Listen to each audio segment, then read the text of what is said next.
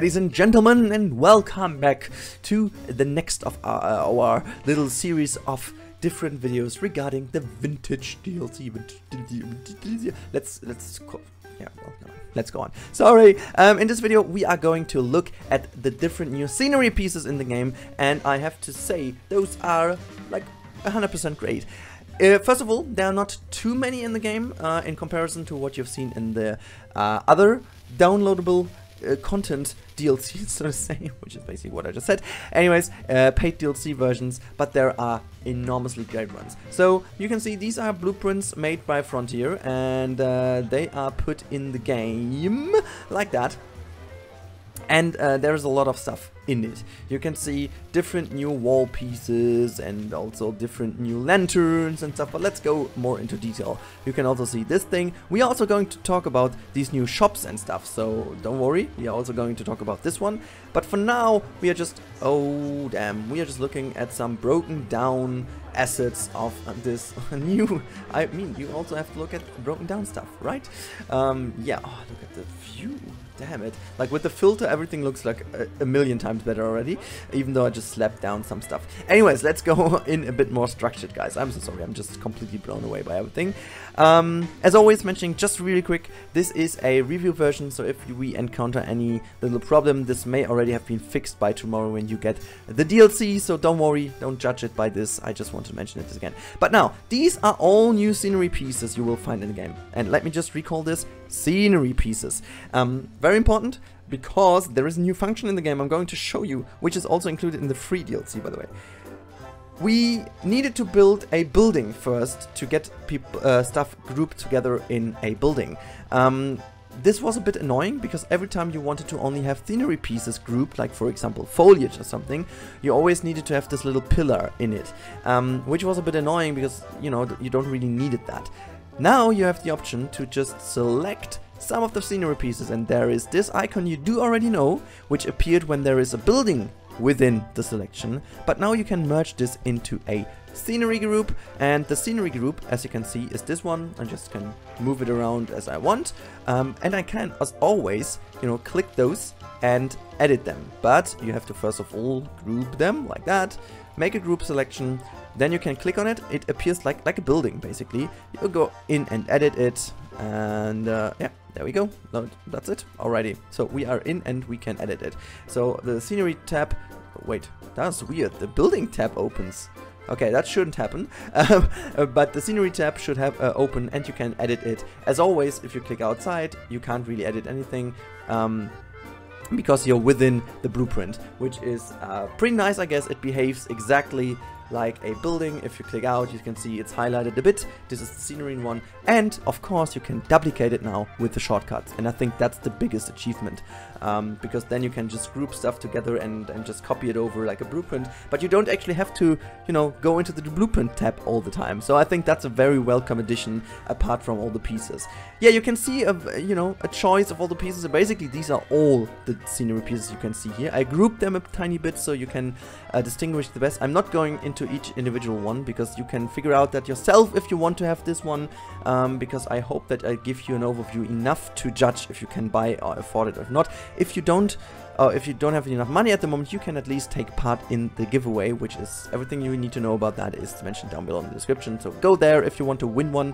But now you have some statues, some vintage statues like the elephant or like a penguin.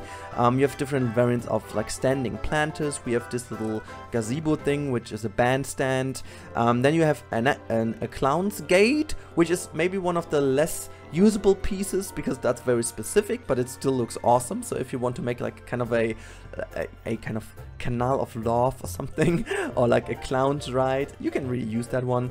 Same goes for this archway, so it's just one piece, so there's nothing in it you can really use it else for, but you know, it's still a very nice one. You have this kind of classic carousel piece, which I love. I was like a little bit confused why this is in, but it's really cool because that's kind of also acting like a statue, like a reminiscent of the older days when the carousel was still an old one. I think I like this quite a lot. Then you have this little thing in here, which is the Castrine wheel tiny firework. Again, this is a firework. I don't have it activated right now, so I can play once every X seconds. Now let's put this on once. second. Oh, it was 10 actually, but there you go, that's the effect. But now let's activate that on trigger again, because otherwise... I don't know if you can listen to it. Let's listen to it.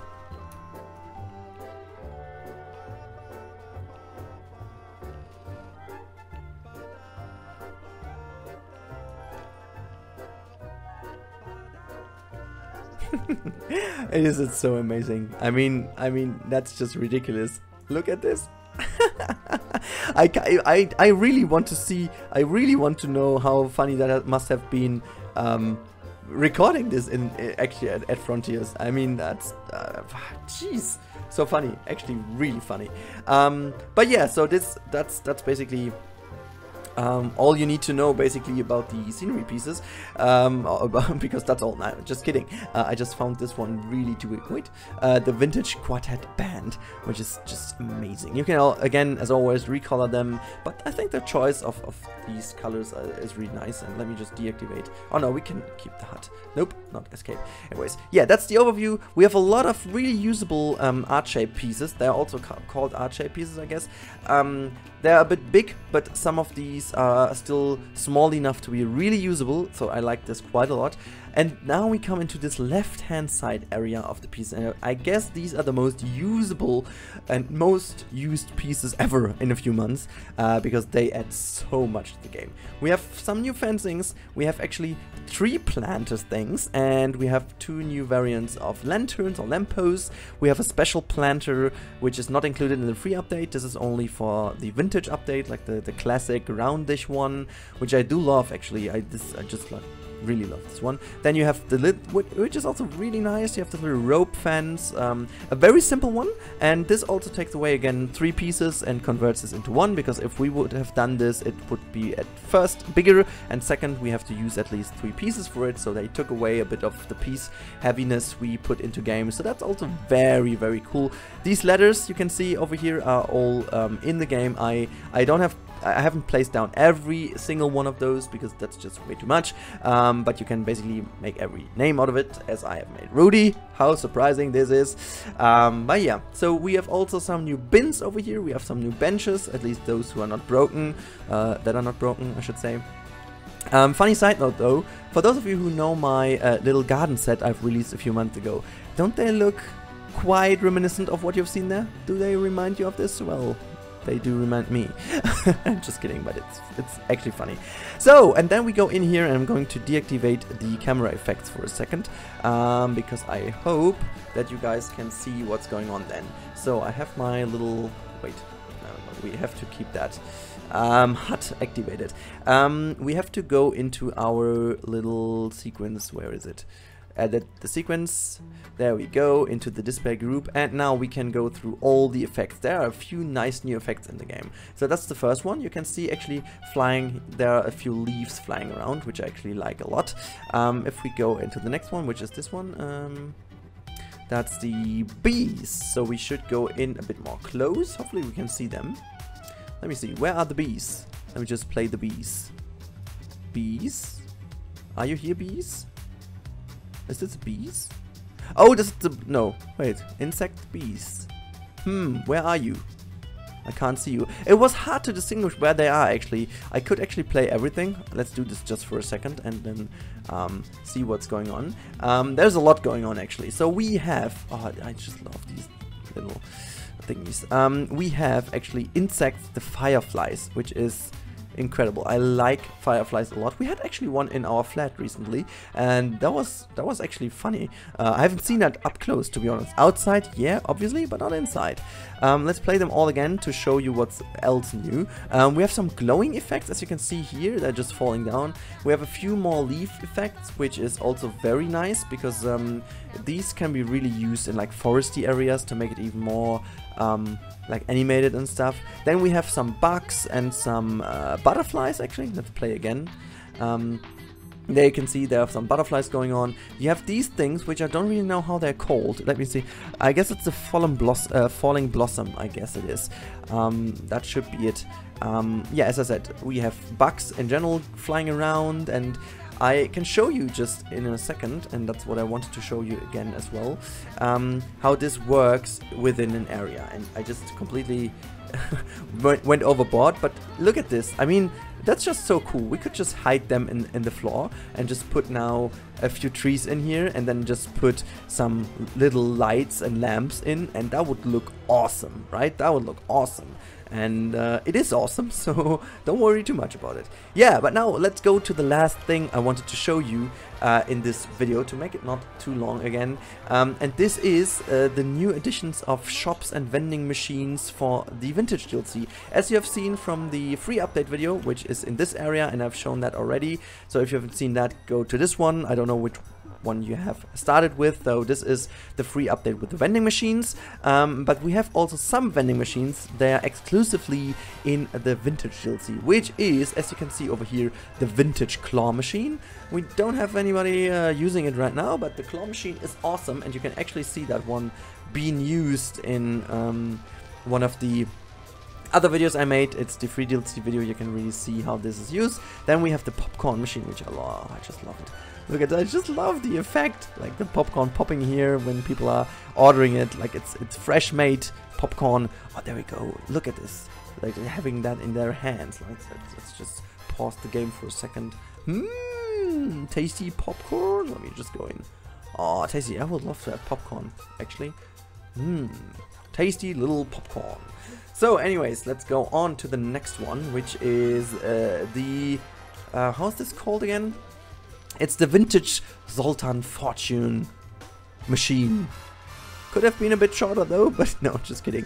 So people can go here and throw their money in and let him tell you what is in your future happening.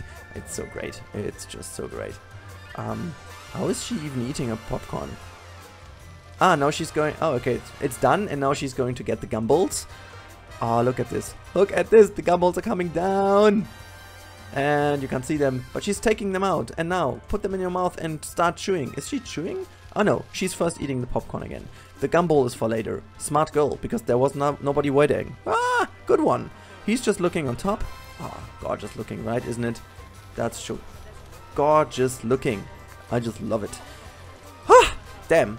This is just incredible. So, I've shown you most of the pieces, but not all. And I have to give you this service as well, because you can see that with these buildings, we have new building pieces.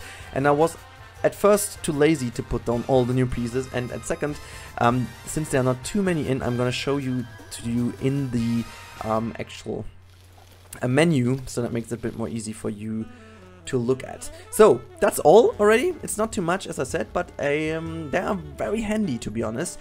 So we have these decorative things, which actually a lot of people will like, because they come into place for using the icings all the time. So that's really handy implementation. Then we have all the things which we have in these gates over there as well, just as single pieces again, so that you can really use those as well. Also nice service by Frontier.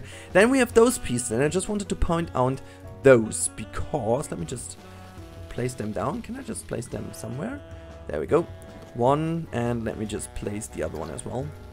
It's a bit big though, but I just wanted to point those out because I feel those will be a nice addition to the building style. You can use them basically for art deco, you can use them for vintage, obviously, you can use them also for like kind of a New York styled building, which will tie in beautifully with the assets we had from the Studios DLC, but you can also use this as bigger variants for like kind of Western areas and so on. So these two are very like so great because they're like recolorable, they are having the perfect shape, they have an interesting depth to it. So I really think that those two are like one of the best things from the whole building update.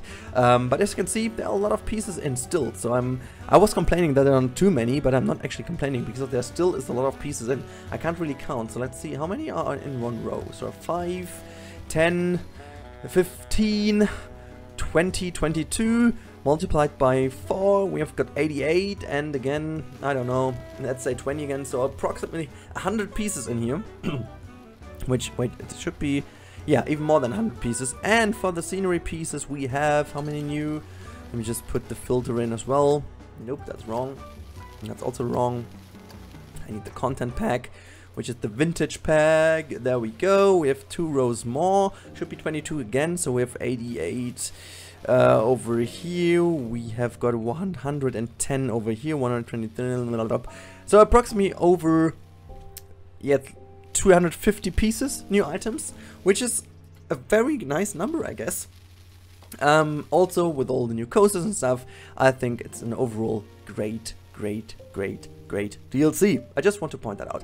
Again, make sure to look into the description below if you want to make sure to win a copy, or basically a DLC code, because there is a giveaway going on right now, and if you want to have a code, go and enter, and hopefully you are the lucky one, and I'll wish the best of luck to you guys. But now let's end this video with a beautiful view into this little vintage area, which is just look together in a few seconds. Anyways, yeah guys, I hope you liked that video, and now I have a few final words to say, but until then, bye bye. Alright guys, this is it for this episode, and as always I would like to remind you that there is a DLC giveaway going on in the description below, so make sure to go there and enter the terms, and so you will see if you're the lucky one to win a DLC code for the vintage DLC. But yeah, that's it for now, and as always I would highly recommend to give this video a like if you enjoyed the video, and also make sure to subscribe if you haven't already. But now I don't have anything else to add than say goodbye and enjoy your day, guys. See you in the next one, and bye bye.